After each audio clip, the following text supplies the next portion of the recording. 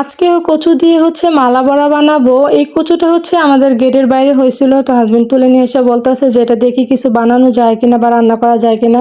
তো আমি হচ্ছে ইউটিউবে সার্চ দিয়ে দেখলাম, মানে অনেক কিছুই ভাজি বড়া অনেক কিছু বানানো যায়। তো এই এর মধ্যে হচ্ছে মানে এই ভাজি বড়াটা হচ্ছে খুবই ইউনিক, আর এটা হচ্ছে একটা ময়মনসিংহের ঐতিহ্যবাহী একটা খাবার।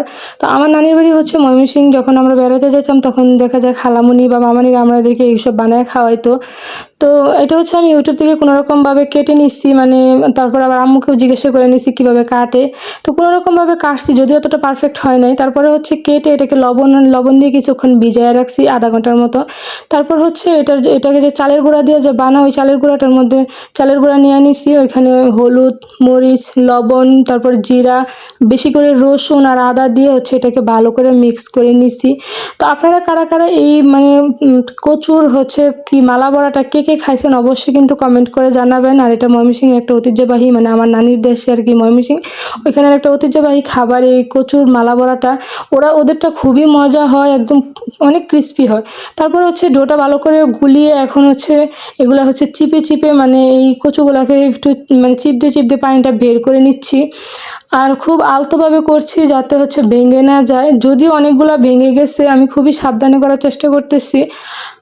আর এই কচুর বড়াটা আমি এর আগে কখনো বানাই নাই, এবারই প্রথম বানাইতেছি, মানে ইউটিউব দেখে আম্মুকে বারবার জিজ্ঞাসা করে তারপরে হচ্ছে বানাচ্ছি। তারপর হচ্ছে মানে ওই লবণ পানিটা বের করে এখন ভালো পানিতে আমি আলতো করে হচ্ছে এগুলো ধুয়ে নিচ্ছি, ধরতে ভেঙে যাচ্ছে। তো এখন চলে আসলাম হচ্ছে এগুলাকে ভাজার জন্য। তো এগুলো হচ্ছে আলতো করে আমি একটু মানে লম্বা করে নিচ্ছি। তারপরে হচ্ছে এই ডোটাকে আমি ভালো করে মিক্স করে এখন হচ্ছে কড়াইতে তেল দিয়ে দিব। তো কড়াইতে হচ্ছে একটু বেশি করে তেল দিয়ে নিচ্ছি যাতে ডুবো তেলে ভাজতে পারি। এখন কচুটাকে ভালো করে মানে ডোটার মধ্যে ডুবিয়ে তারপর হচ্ছে আমি এক এক করে তেলে ছেড়ে দিচ্ছি। তেলে ছেড়ে দেওয়ার পরে এটা হচ্ছে মানে একদম চুলা কমায়া তারপর ভাজতে হবে।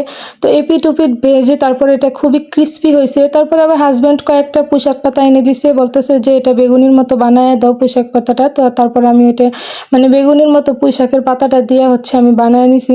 তো আজকের আকাশটা মাশাআল্লাহ এত সুন্দর ছিল। আরেকটা হচ্ছে দেখলাম যে এগারোটার দিকে যে মানে সূর্যের চারপাশে রংধনু উঠছে, খুবই সুন্দর ছিল।